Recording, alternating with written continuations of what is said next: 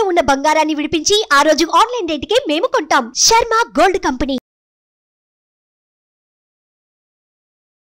నమస్తే గురుగారు. నమస్కారం గురుగారు, 2024 మార్చి నెలలోని ద్వాదశ రాశుల్లో వివిధ రాశుల వారికి ఏ విధంగా ఉందో మనం తెలుసుకుందామండి. ముందుగా మార్చి నెలలోని ద్వాదశ రాశుల్లో నవగ్రహాలు ఎక్కడెక్కడ ఉన్నాయి? తప్పకుండా అండి. శరదిందు సమాకారే పరబ్రహ్మ స్వరూపిణి వాసరాపీఠ నిలే సరస్వతి నమస్తుతే. సుమన్ టీవీ ప్రేక్షకులకి నమస్కారం. నవగ్రహాలు ద్వాదశ రాశుల్లో మార్చి నెల అంతా ఎక్కడ ఉన్నాయో ఇప్పుడు తెలుసుకుందాం. ముందుగా సూర్యుడు వచ్చేసి మనకి మీనరాశిలో ఉన్నారు. అలాగే మనకి బుధుడు వచ్చేసి అదే మీనరాశిలో నీచ స్థానంలో ఉన్నారు. నెక్స్ట్ గురువు వచ్చి మనకి మేషరాశిలో ఉన్నారు. అలాగే రాహు మనకి మీనరాశిలో ఉన్నారు. అలాగే కేతు వచ్చేసి మనకి కన్యారాశిలో ఉన్నారు. ఇక శుక్రుడు మనకి కుంభరాశిలో ఉన్నారు. అలాగే శని స్వస్థానమైన కుంభరాశిలో ఉన్నారు. అలాగే కుజుడు కూడా మనకి కుంభరాశిలో ఉన్నారు. ఓవరాల్గా చూసుకుంటే కనుక కుంభరాశి మీనరాశిలో మూడు గ్రహాలు చొప్పున ఉన్నాయి. కాబట్టి ఈసారి కొంచెం జాగ్రత్తగానే చెప్పుకోవాలండి. సో మరి మార్చి నెలలోని ద్వాదశ రాశుల్లో వివిధ రాశుల గురించి చెప్తున్నారు కాబట్టి మొట్టమొదటిగా మేషరాశి గురించి తెలియజేస్తారా? తప్పకుండా అమ్మా. మేషరాశి అనగానే మనకి ముందుగా అశ్విని 1, 2, 3, 4 పాదాలు, భరణి 1, 2, 3, 4 పాదాలు, కృత్తిక 1వ పాదం, ఇవన్నీ కూడా మనకి మేషరాశిలోకి వస్తాయి. ముందుగా మేషరాశి వారికి శని లాభస్థానంలో ఉందండి. శని లాభాన్ని చేకూరుస్తుంది. అలాగే మనకి ముఖ్యంగా రాహు వచ్చేసి మనకి వ్యయ స్థానంలో ఉన్నారు. కేతు వచ్చేసి 6వ స్థానంలో ఉన్నారు. సో రాహు, కేతు, శని ఈ 3 గ్రహాలు కూడా మనకి అత్యద్భుతంగా ఉన్నాయని చెప్పి తెలుసుకోవాలి. ఎందుకంటే ముఖ్యంగా మనం గోచారీత్యా చూసుకున్నప్పుడు రాహు, కేతు, గురు, శని ఈ 4 గ్రహాలు ఎక్కడున్నాయో తెలుసుకోవాలి. ఆ 4 గ్రహాల యొక్క బలం ఎక్కువగా ఉంటే కనుక మనకి ఆ సంవత్సర కాలం అంతా కూడా బలం చాలా ఉంటుంది. సో ఇంకొంచెం మనం మాస ఫలితాలు చెప్పుకుంటాం కాబట్టి ఇంకొన్ని గ్రహాలు, కొన్ని పెద్ద గ్రహాలు అంటే రవి కానీ, కుజుడు కానీ, లేకపోతే శుక్రుడు కానీ, బుధుడు కానీ ఈ 4 గ్రహాలు కూడా ఎక్కడ ఉన్నాయో చూసుకుంటే కనుక దాన్ని బట్టి కూడా మనకి పాయింట్స్ చెప్పుకోవచ్చు. సో ముఖ్యంగా మనకి రవి వచ్చేసి వ్యయ స్థానంలో ఉండిపోయాడండి. సో రవి చాలా ఇంపార్టెంట్ గ్రహం. ఎందుకంటే మేషరాశికి పంచమాధిపతి అయ్యాడు. పంచమాధిపతి అంటే క్రియేటివిటీ, ఇంటెలిజెన్స్, లాజిక్. అలాగే ముఖ్యంగా పూర్వజన్మ పుణ్యం అని కూడా చూసుకోవాలంటే కూడా మనకి పంచమ స్థానాన్ని కూడా చూసుకోవాలి. అలాగే పిల్లల స్థానాధిపతి కూడా పంచమ స్థానం అయిందన్నమాట. కాబట్టి అలాంటి పంచమ స్థానాధిపతి అయిన రవి వ్యయ స్థానంలో ఉన్నందుకు కొంచెం మిశ్రమంగా ఉంటుందండి రవి ఇచ్చే ఫలితాలు. అంటే ఫర్ ఎగ్జాంపుల్ గవర్నమెంట్ ఉద్యోగంలో ఎవరైనా ఉన్నారనుకోండి, ప్రభుత్వ ఉద్యోగంలో, ప్రభుత్వ ఉద్యోగానికి మెయిన్గా కావాల్సిన గ్రహం వచ్చేసి రవి. అలాంటి గ్రహం అయిన రవి మేషరాశి వారికి వ్యయ స్థానంలో ఉన్నారు కాబట్టి ప్రభుత్వ ఉద్యోగులకి కొంచెం మిశ్రమంగా ఉంటుందని చెప్పుకోవాలన్నమాట. సాధారణంగా వ్యయం అని అనేసరికి మనం ఖర్చులతోనే పోల్చుతూ ఉంటామండి. అంటే ఓన్లీ ఖర్చులే ఎక్కువగా అవుతాయా, లేకపోతే మిశ్రమ ఫలితాలు అంటున్నారు కాబట్టి ఎలాంటి ఫలితాలు ఉండే అవకాశం ఉంటుంది? ఎగ్జాంపుల్ ఏమైనా ఇస్తారా? తప్పకుండా. అంటే ఇప్పుడు ఖర్చు స్థానం, లాస్ స్థానం, ఎక్స్పెండిచర్ కానీ ఖర్చు కానీ రెండు ఒకటే అండి. లాస్ కూడా మనకి వ్యయ స్థానం ఉంటుంది అన్నమాట. సో వ్యయ స్థానంలో ప్రస్తుతం మనకి సూర్యుడు ఉన్నాడు కాబట్టి మనకి అంటే విపరీతమైన ఖర్చు. మామూలుగా కూడా మనకి ఇంటికి చాలామంది చుట్టాలు రావడం, అయితే బంధువులు రావడం, అయితే మన ఇంట్లో ఏదైనా సరే ఏదైనా మంచి శుభకార్యాలు జరగడం, అలాగే మనం తీర్థయాత్రలు చేసి రావడం, లేకపోతే బయటికి ఊళ్ళకి వెళ్ళి రావడం, ఇవన్నీ కూడా జరుగుతాయి. ఖర్చు బాగా ఉంటుంది. అలాగే వీళ్ళకి ముఖ్యంగా బుధుడు కూడా నీచలో ఉన్నాడు వ్యయ స్థానంలో.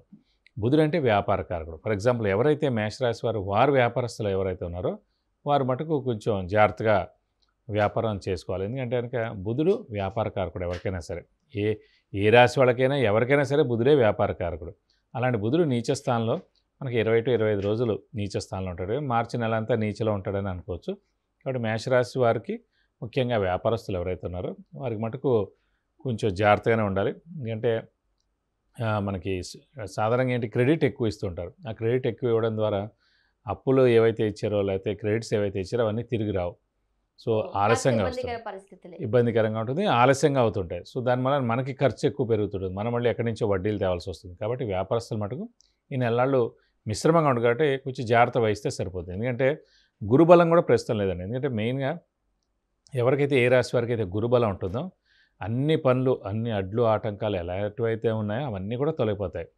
కానీ ఇప్పుడు ప్రస్తుతం మేషరాశి వారికి గురుబలం లేదు కాబట్టి ఈ ఒక్క నెల లేదు. మళ్ళీ ఏప్రిల్ నుంచి మనకి గురుబలం కూడా స్టార్ట్ అవుతుంది కాబట్టి ఈ ఒక్క నెల గురుబలం తక్కువగా ఉంది కాబట్టి గురు ధనానికి కూడా కారకుడయ్యాడు కాబట్టి ఆర్థికానికి కూడా కారకుడయ్యాడు. ఆల్రెడీ ఇప్పుడు ఖర్చు ఎక్కువగా ఉన్నాయి. ఎందుకంటే ముఖ్యంగా ఎప్పుడు ఎలా చెప్పుకోవాలంటే జ్యోతిషాన్ని మనం జాతకం ఒరిజినల్గా లగ్నం నుంచి లెక్కబెట్టి అన్ని గ్రహాలని చూస్తాం. అలాగే 6, 8, 12 స్థానాల్లో ఎన్ని గ్రహాలు ఎక్కువగా ఉంటే కనుక అంత లాసెస్ ఎక్కువగా ఉంటాయని, అంత మీడియం జాతకం అని అలా అని చెప్పుకోవాలి. కాబట్టి ఇప్పుడు మేషరాశి వారికి అయింది వ్యయ స్థానంలో 3 గ్రహాలు ఉండిపోయాయి. కాబట్టి ఒకటి బుధుడు, ఒకటి రవి, ఒకటి రాహు, అలాగే 6వ స్థానంలో కేతు ఉండిపోయారు. 4 గ్రహాలు మనకి ఇక్కడే ఉండిపోయాయి.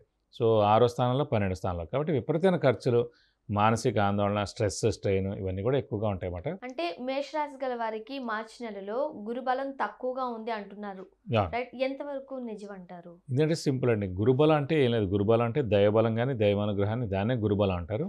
జ్యోతిష పరంగా చూసుకున్నప్పుడు గురువు అనే గ్రహం మనకి దైవబలానికి, దైవానుగ్రహానికి, గురుబలానికి కారకుడు అయ్యాడన్నమాట.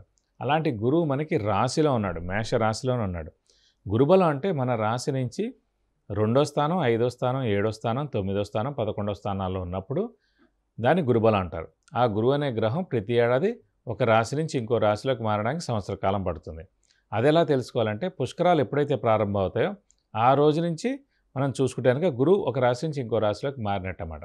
కాబట్టి గురుబలం ఖచ్చితంగా తక్కువగా ఉన్నట్టే ప్రస్తుతానికి. ఏప్రిల్ నుంచి మటుకు ద్వితీయ స్థానం వృషభ రాశిలోకి వస్తాడు. అప్పటి నుంచి గురుబలం 100% ఉంటుంది. మరి ఫారెన్ వెళ్ళాలనుకునే వారికి, ఈ ఫారెన్ చార్జెస్ ఉన్న వాళ్ళకి ఎంతవరకు అవకాశాలు ఉన్నాయి? ఫారెన్ వెళ్ళేందుకు మటుకు అవకాశాలు ఎక్కువగా ఉన్నాయి. ఎందుకంటే ఇప్పుడు నెక్స్ట్ మంత్ నుంచి ఎలాగో గురుబలం రాబోతుంది. అలాగే మనకి ముఖ్యంగా లాభస్థానంలో మనకి శని ఉన్నాడు, అలాగే శుక్రుడు ఉన్నాడు, అలాగే కుజుడు కూడా ఉన్నాడు. కాబట్టి లాభస్థానం చాలా బాగుంది. కాబట్టి అలాగే 6వ స్థానంలో కూడా మనకి కేతు ఉండడం చాలా మంచిది.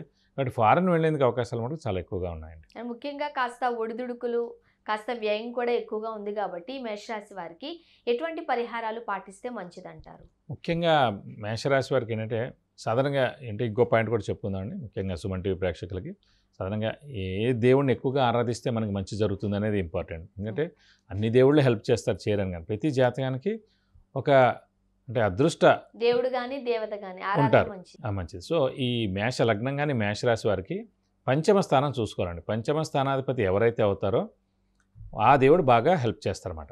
మామూలుగా మన జాతకరీత్యా లగ్నం నుంచి పంచమ స్థానంలో ఎవరైతే ఉన్నారో ఆ గ్రహం హెల్ప్ చేస్తారు.